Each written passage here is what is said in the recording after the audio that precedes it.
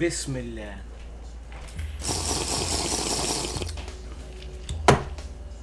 Alright, so there's a housing crisis in China.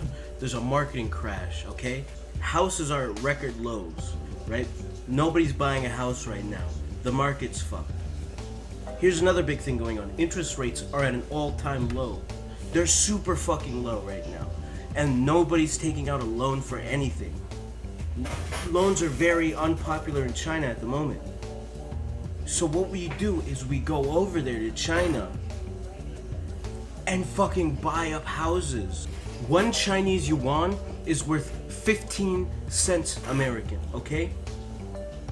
So if you want to buy a $1 million house in China, $1 million yuan, that's only $145,000. So take out the loan. Worst case scenario, the house flops and you just abandon it. You just forget about it. You just brush your hands of it like it never happened. Because that's in China. So it's not gonna ruin your credit in America.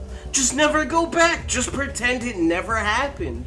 But odds are, in the fastest growing economy in the world, said to be the biggest economy in the world, that 1 million yuan you spent on that house, you're gonna make that back plus interest. So you could take out a loan for 1 million yuan, right?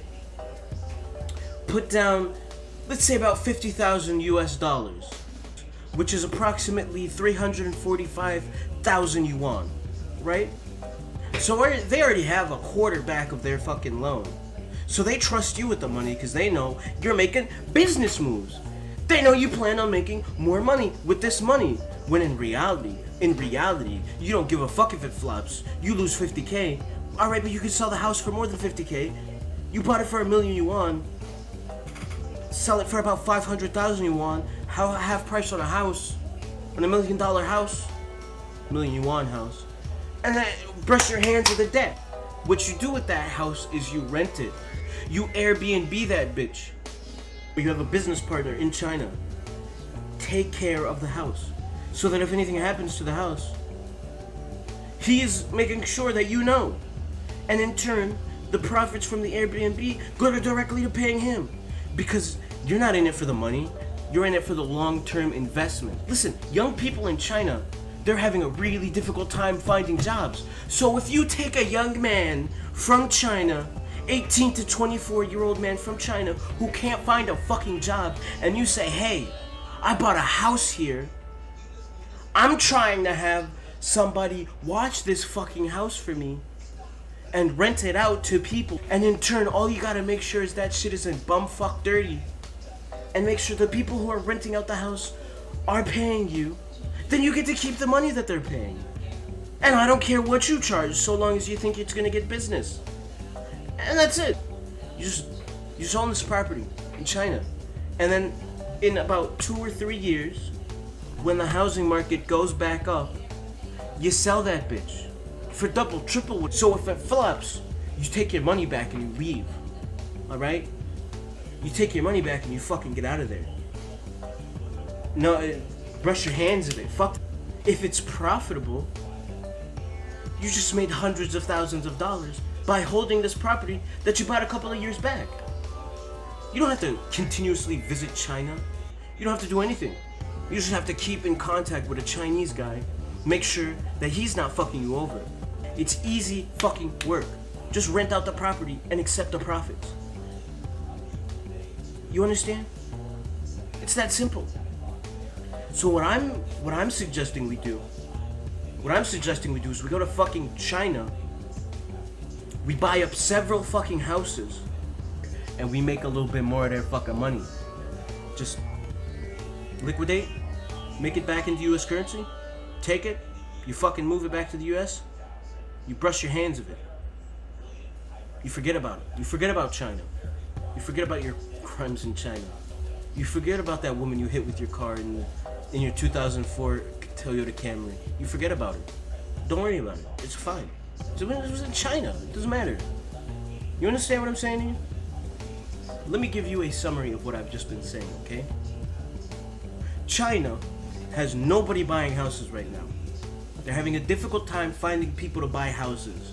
All right? They're also having a difficult time finding people to take out loans. Nobody in China is trying to take out a loan from the bank. Much like nobody's trying to buy a house. And there's an abundance of young Chinese people between the ages of 18 to 24 who can't find work. You go over there and you just need to find one bank to give you one loan and buy one house. You take that property and you rent it out and you get any amount of return back from this house. And you take that to another bank and you ask for a bigger loan and you say, hey, I'm here to take out a loan to buy property and make money off that property. Here's the proof of the purchase and the return. And that's it. And you continuously do that. And you continuously do that until you have several properties. Several Chinese properties. And you take that and you find young Chinese individuals who want to work, who can't find work anywhere else, who are motivated, who aren't gonna fuck you over, and you have them run each of those properties, continuously renting them out and collecting profit. And because I don't care about making money from these houses, I just want them in my name, you pay them with the amount that they're renting so they become landlords. And they have incentive to upkeep these properties. They have continuous incentive to make these properties nice, to make them livable, to welcome in guests. Because they're the ones making the money. I don't make the money. I don't care about the money. I don't care about interest rates. I don't care about paying the banks back. For the next couple of years, I'm just holding onto the properties. What are you gonna do if the banks try to take the houses back because you're making no payments on your loan? That's a good fucking point. I didn't think about that. Well, I don't know. I'm assuming here that you're gonna keep fucking working in the United States, right? And because one Chinese yuan is worth 15 cents American, you're making a lot more money in US dollars than you are in Chinese yuan. So, fuck making money in China. You make your money in the US, you convert it into yuan, you put it into your Chinese bank account, and you fucking pay them with US dollar. And you're saving money, basically. You're not saving money. You're not saving money, because it costs. That's why I don't. Now it's a long-term investment. It is definitely something you're not going to see instant returns on. If you're in it for quick money, go fuck yourself, because you're going to have to hold these properties for the next 3 or 4 years, realistically, until their housing situation recovers. If you think about it, it could work. It could make you money. And so what I'm suggesting here is you just give me $200,000. You just give me $200,000 and I'll get some property.